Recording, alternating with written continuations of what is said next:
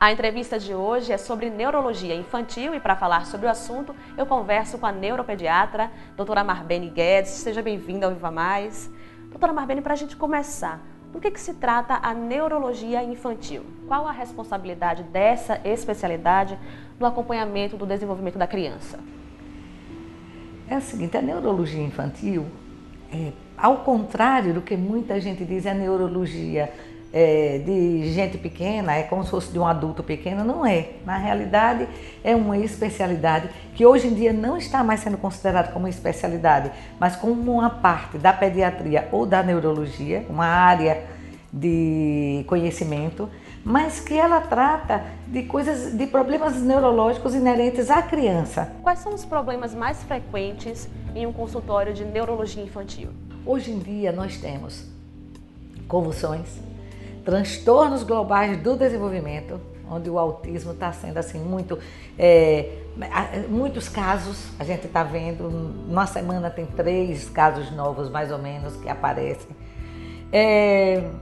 Problemas de aprendizagem, muito frequentes também para nós. Esses são os 3 mais. Aparece dor de cabeça, que é a cefaleia na infância, mas os mais importantes são esses. Como é que as avaliações elas são realizadas? Quando ela entra aqui no consultório, a gente já começa a observar o comportamento dela aqui dentro. O que é que a criança faz?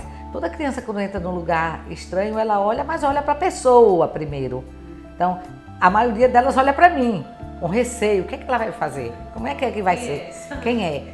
Ou não. Tem umas crianças que eu estou ali, nem parece que eu estou ali sentada. Elas ficam olhando aqui os objetos, as coisas, isso já é um comportamento. Depois eu parto para a criança mesmo, quando ela é maiorzinha, ou mesmo pequenininha, você vê que a criança de 1 ano, a gente pergunta, quantos aninhos você tem? Ela faz Às vezes se atrapalha, pergunta, quantos anos você tem? Ela faz tchau. Mas isso é porque a mãe e o pai ensinam tanto, tchau, 1 aninho, bate palma. Então, a criança já sabe dizer alguma coisa. Então, imagine uma criança, por exemplo, de 4 anos, você imagina que ela saiba dizer o nome, que ela saiba dizer a idade, que ela saiba dizer o nome de papai e o nome de mamãe. Então, você já começa a ver a parte mental dessa criança na entrevista. Quando ela não responde a esses quesitos, você começa a fazer a anamnese perguntando aos pais. Depois que passa essa parte da anamnese, da historinha da criança, você parte para o exame neurológico.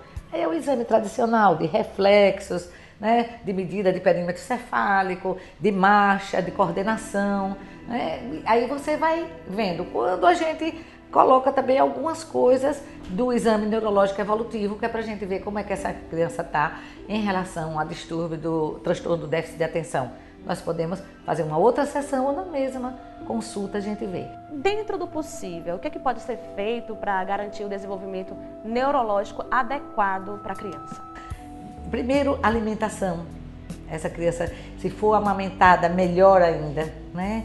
Então, ter uma alimentação boa, porque a gente sabe que se a mãe não se alimentar bem na gestação e a criança não se alimentar bem no primeiro ano de vida, que é o ano mais importante para a evolução do cérebro, provavelmente ela terá uma deficiência mental. Então, tem que tomar esses cuidados. Depois, evitar que essa criança acidentes em casa, que às vezes tem muita coisa, por exemplo, às vezes um balde cheio d'água em casa, a criança enfia a cabecinha pequenininha com 1 ano, não sabe sair e morre afogada ou fica quase afogamento e fica sequelada, né? Então, os cuidados caseiros e levar essa criança para andar, para esporte, um ambiente harmonioso em casa. E outra coisa, gente, nada de superproteção. Criança não tem que dormir na cama do pai e da mãe. Cama de pai e de mãe é de pai e de mãe. Criança tem que dormir no quarto dela desde cedo. Não pode, a criança não pode manipular o pai e a mãe desse jeito. Bater, não se bate mais, isso era antigamente. Hoje se conversa e pode se dar uma punição. Para a gente encerrar a nossa entrevista, vale ressaltar aqui a importância do pré-natal. Primeiro é assim, a mulher pensou em engravidar, já é para tomar uns cuidados. Quais os cuidados? Rubéola. Graças a Deus nós estamos erradicando a rubéola, está se acabando a rubéola aqui no Brasil, eu espero um dia ser como a poliomielite, que não tenha mais mesmo. Mas a mulher não pode se vacinar contra a rubéola prestes a engravidar. Ou já grávida, de maneira alguma, nem pensar isso. Ela tem que dar um tempo, vacina, e só vai engravidar 6 meses, 1 ano depois, mais ou menos. Outra coisa, a mulher tem que começar a tomar ácido fólico antes. Então, não são medidas pré-natais, são pré-concepcionais. Antes da concepção, ela tem que tomar ácido fólico para evitar o quê? Meningoceles, problemas no tubo neural, do não fechamento da meningocele. Então, ela tem que usar a hidrocefalia como consequência. Então, isso ela tem que pensar antes, né? Ok, doutora Marbene, muito obrigada pelas suas informações e pela sua participação aqui no Viva Mais. Não há de quê, estou sempre às ordens para ajudar a população infantil.